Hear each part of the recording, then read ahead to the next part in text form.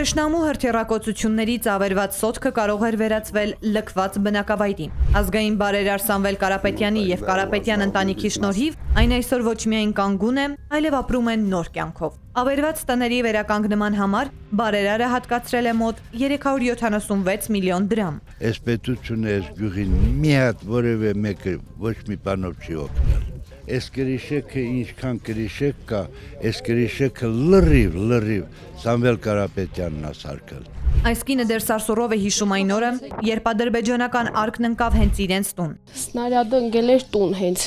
կիսուրեն սենյակը։ Մենք հայաթում ենք եղել, որ ընկել է։ Կեսրարը ստեղ է եղել, իրա վրա է ասենց փլվել սաղ շուշեքը։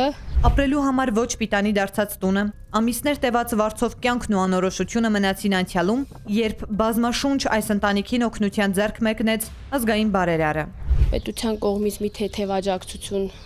դուր լուսամուտ է տենց փոխելու, բայց հիմնական մասը Սամվել Կարապետյանի հովանու ներքո կառուցել են, թե կրիշան, թե պատերի հատվածը։ Գյուղում դժվար է գտնել մի ընտանիք, որին չի աջակցել Սամվել Կարապետյանը։ Չին կրիշեն փոխել է, պատերը սվաղել են, մի քիչ բրիժ գներել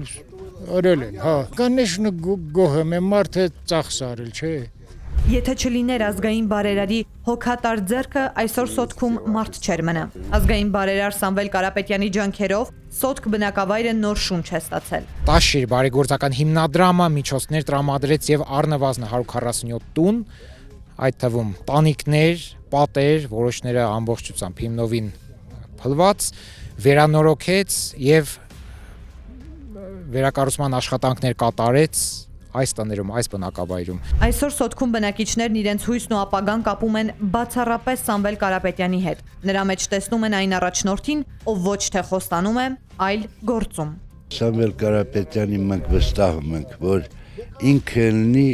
վարչապետ, ինձ թվում է մեծ փոփոխություններ շատ կլինի։ Ամեն բանով էլ կօգնի։ Մարդը շինարար է, մարդը ստեղծող է, անող է, ժողովրդի մասին մտածող է։